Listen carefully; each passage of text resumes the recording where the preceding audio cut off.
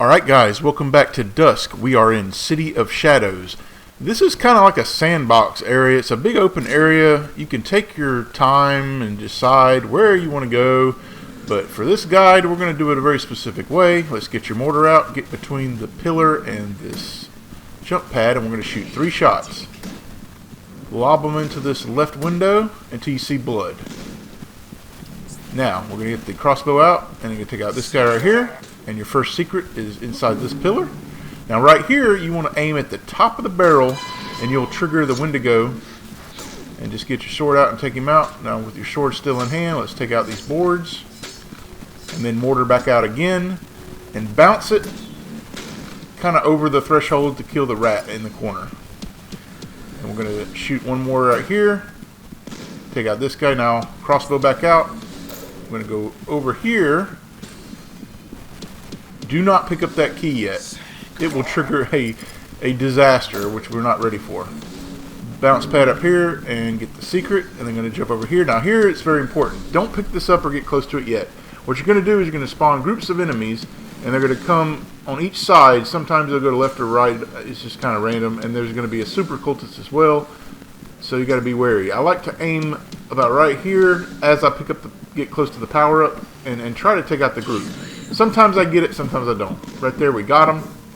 You can kind of wait on the right side of the roof and wait for 3 of them.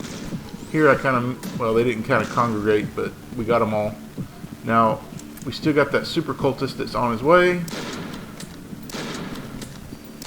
And once he's dead, we're going to go ahead and get the next secret.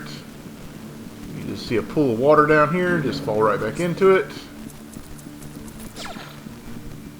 Now we're going to go back to that roof that we just got to. We'll go right back to it. And we're going to just come over here. And they're going to take out 2 for 1 here. You should get both of them in one shot. Up the ladder. And we need to find a switch.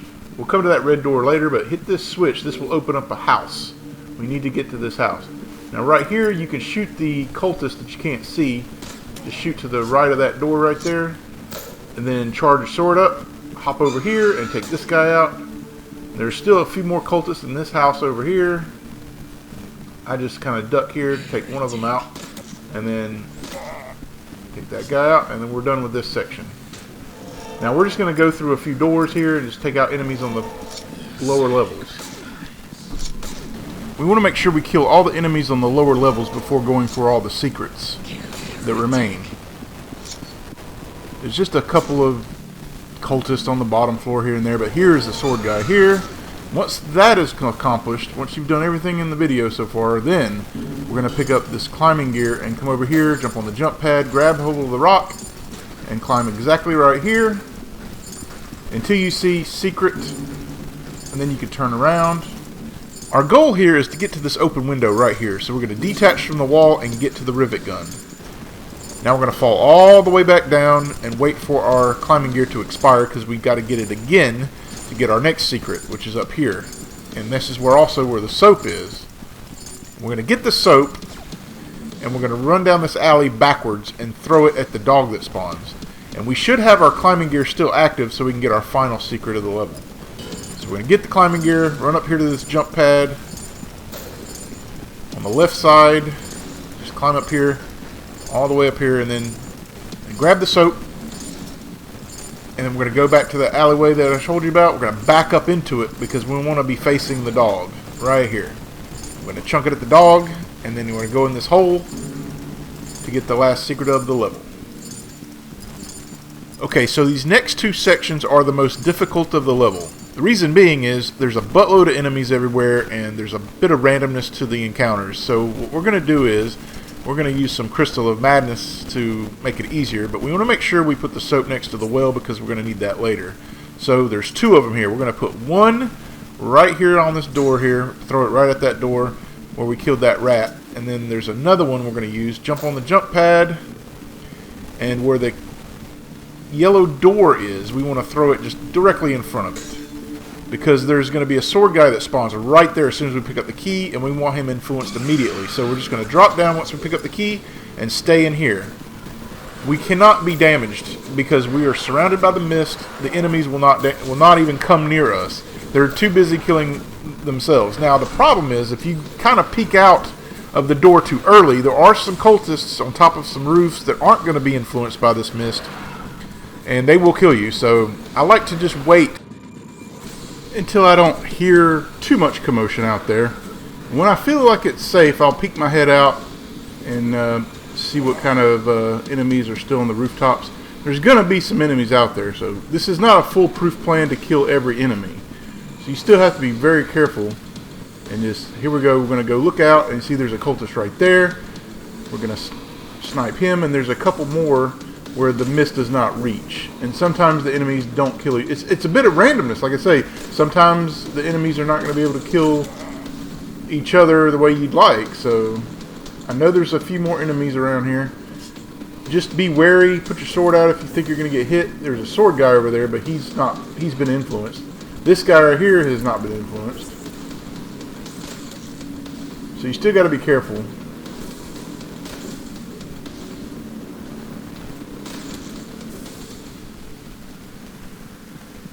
We got one more guy. It's that sword guy. Now they'll get on these jump pads and just go back and forth sometimes. But we're good. So now we're going to go get the well open. So we need to go back to the red door. There's going to be a cultist right here and a sword guy down there. Now as soon as you kill the sword guy, I just use the mortar here.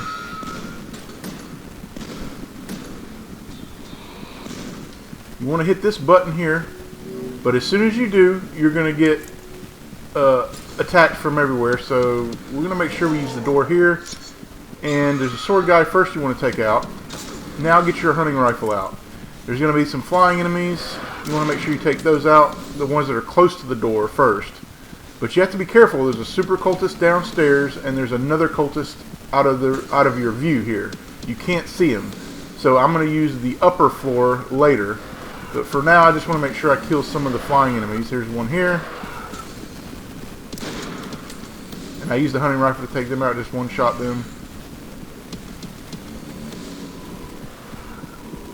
We didn't get the super cultist. Oh, that almost got hit there.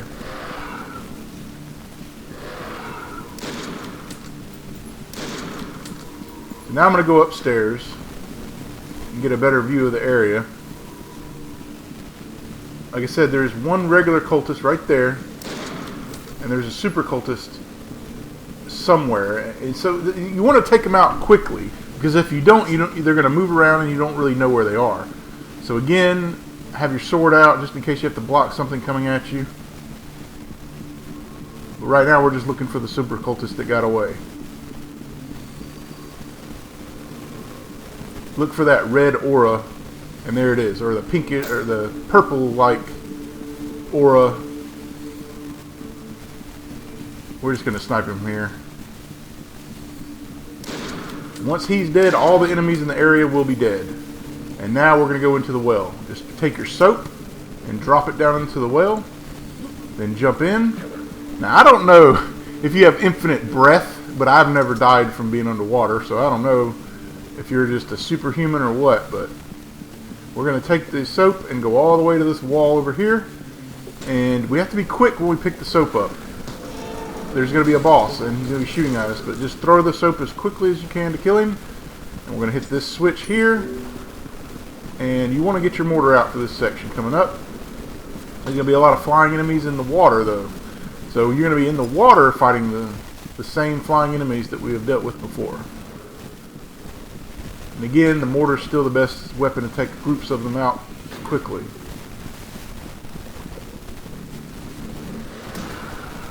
Same principle applies. Just kind of strafe around. Keep moving. Don't sit still. And then once they're dead, you want to get your sword out and take out the guy behind the yellow door. And here's the last section. There's piranha-like enemies, like mini.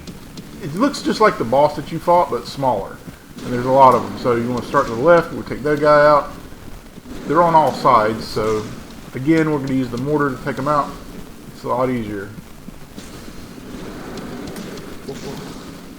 Once you've killed them all, you'll get a message, so you'll know that you've killed them all.